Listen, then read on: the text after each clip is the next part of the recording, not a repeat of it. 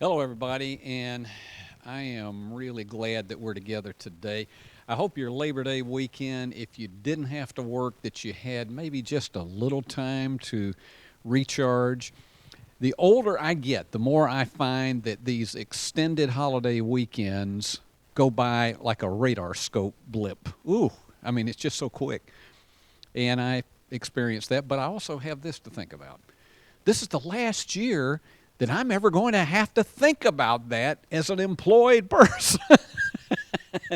Yeah, retirement just inches ever near, and I'm looking forward to it. But today is going to be the first of a four-part series that I promised a while back that perhaps we would wait until we had 100 charter members, but I decided it's really important because of where we are right now in our pandemic situation and the fact that so many people in different walks of life are being challenged with mental health issues, many of them being brought on by pure physical exhaustion. That's something that most people don't think about, is the connection between your physical well-being and your mental and emotional well-being.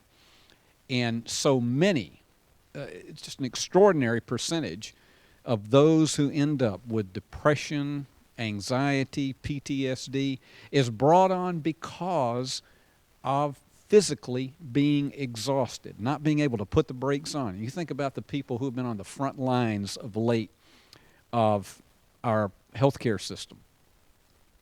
It's an extraordinarily challenging time, more so than ever, for people in law enforcement because of the fact that we have certain people who have acted with trigger fingers too fast, and it has put pressure on all the others who are trying to do things the right way.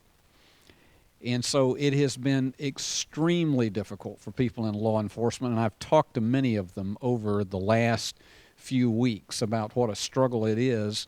It's almost an everyday battle. And it's true for people who are in our industry. Some of you may have seen the story about the veteran reporter in Boston who was stabbed on Sunday night while he was in the middle of doing his job on the air. Now, fortunately, he's going to be okay. They got him on the arm with a pair of scissors. But there was obviously intent to harm in this case. We're living in a period where, because of the pressures that everybody seems to be under, and of course, the extraordinary amount of conflict that people have with each other over the pandemic itself, and so many of you see it on social media, that it has challenged our mental health in ways I never thought I would see, at least in the percentages that I have. So I wanted to go ahead and, over these next four sessions, share my story about how I ended up in depression that was work-related, and then also the road back. I am living proof that you can experience it, but you can come back and have a rich, full, and happy life. Let me start with this. Depression can be hell on earth. My father was the first one to say that I ever heard, because, believe it or not, in 1971, he was a minister. And in 1971, after 3 tumultuous years in which a lot of times he did not have any staff help at a large church in South Georgia, he was diagnosed with depression. And that was in an era where there was a huge stigma attached to it, because it was considered to be the thing that somebody was off the deep end. And even some of his colleagues as ministers were very disappointing, because there were a few who said, did you hear about F.J. Beverly? He sort of went off the deep end. No, he didn't. He was overwhelmed with exhaustion from many, many years of pushing himself and his body, because he was an achiever. He was one who was a type A personality, and he had a very difficult time knowing how and when to slow down.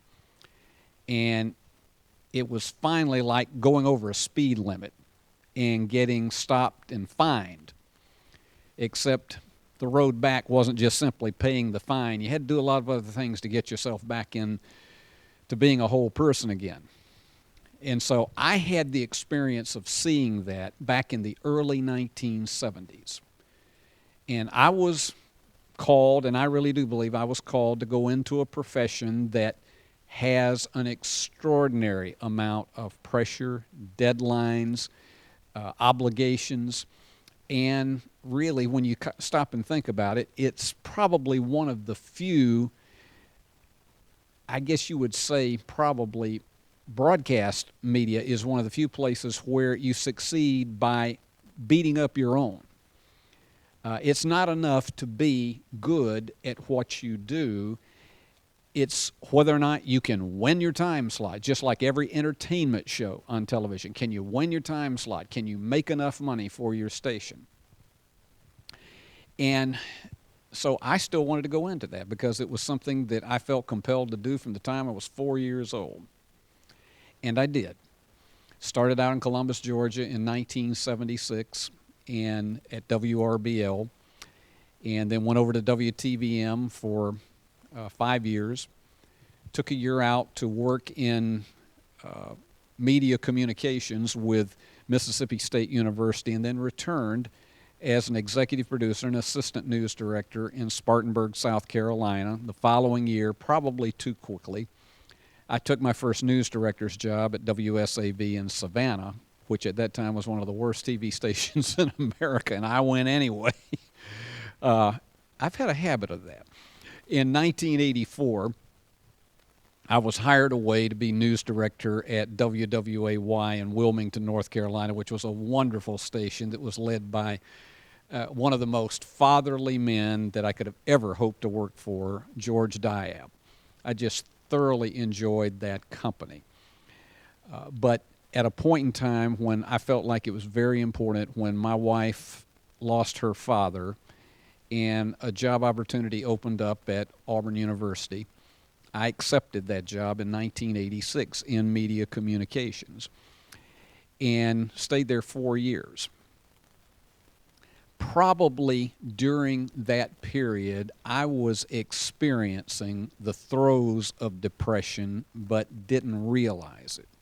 I'd had a chance to go to school with what happened with my father, and because in his case it was an imbalance in the blood that caused his depression, as well as just an exhausted physical personality. It was the kind of situation where I had always been told it could be hereditary, and just to watch yourself for that. But I was the kind, and my good friend Dave Richardson out there, he said, sometimes the one thing you have not done sometimes is look after you. And he's absolutely right.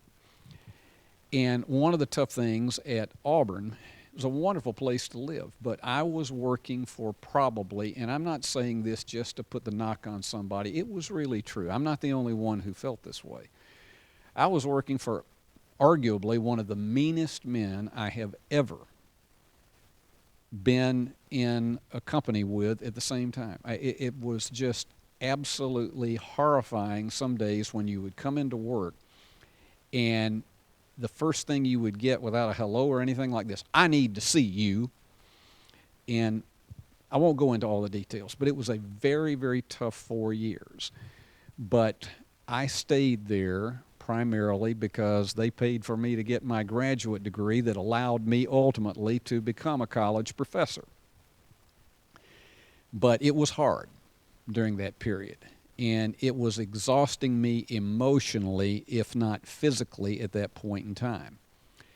And in 1990, I came back into the field and took a job with a television station in Jackson, Tennessee, that at that time, it was probably one of the kindest things to say that was about one clapboard away from a collapse.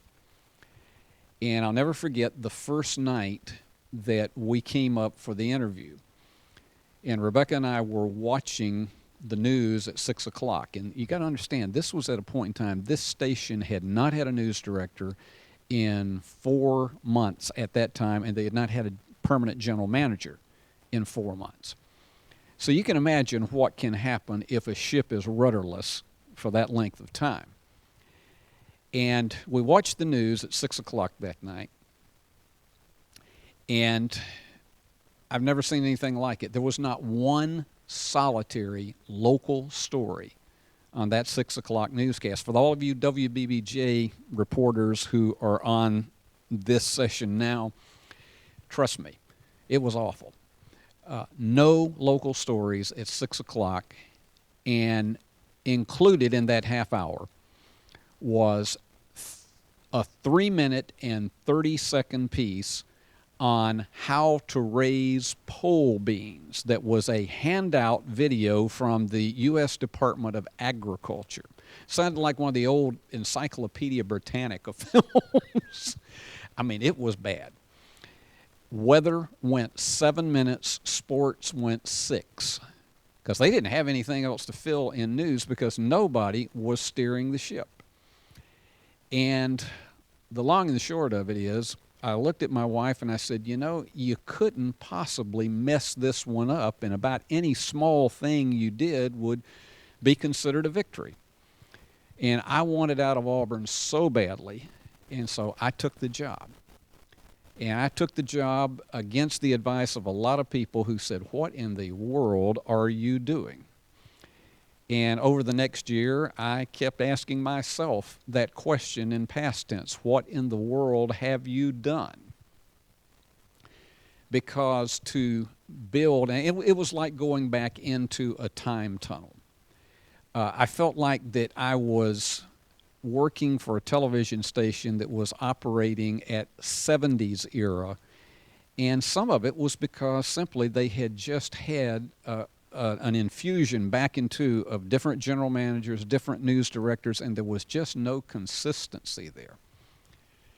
So it was like, in many ways, worse than starting from scratch. But the battle over that first year to get us to where it was even respectable, I got to tell you, the first 3 months, I would get calls every single night before I would leave the place saying, when are you going to get this thing straightened out? And that's some of the kinder things. Because people, they wanted a quality newscast, but I told my general manager after I had a week under my belt, I said, if we did the thing that we probably should do, we would do like stores used to, in which at 6 o'clock we would put up a slide that would say, closed for remodeling. We'll be back when we're ready. But you can't do that in television news. You've got to rebuild while you're on the air. It took time for me to be able to teach my reporters how to cover beats in the community. It took time for me to try to teach them how to produce newscasts that had flow and had significance behind it, and particularly to teach young reporters the kinds of questions that you need to ask when you go on an interview. So many times, I went out with some of the reporters early on, and so many times they were asking questions like, what did you do here today? Or they would cover a meeting, they'd say, what did you decide here today? You've already been there to cover that. So why not ask questions based on those decisions about why they made the decisions or what they think potentially is the impact of that decision? Don't just ask the obvious question about, well, what did you do here tonight? And unfortunately, I still hear that today from a lot of young people. So here's the deal. I spent that first year, and I had been told that I had 12 people on the staff, which still was not a huge amount to cover 14 counties that were expecting things from us. But I got there, and the stark reality was that I had 9.5 people. And in an attempt to make up for that, I tried, even though I was news director, I tried to make up a lot of the difference myself. My psychologist, after I broke down, told me, he said, you know what you're trying to do? You're trying to do the work of at least 3 people, and you can't. You are not Superman.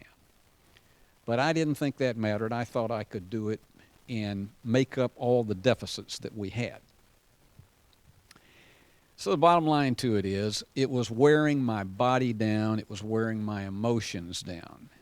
It got to the point where I was having absolute nightmares. One night I'll never forget, I dreamed that I was standing in the hall of the station and that 4 people on the news team were coming after me with torches and knives. That's how bad it got. And, sometimes those memories are pretty stark to go back and think about.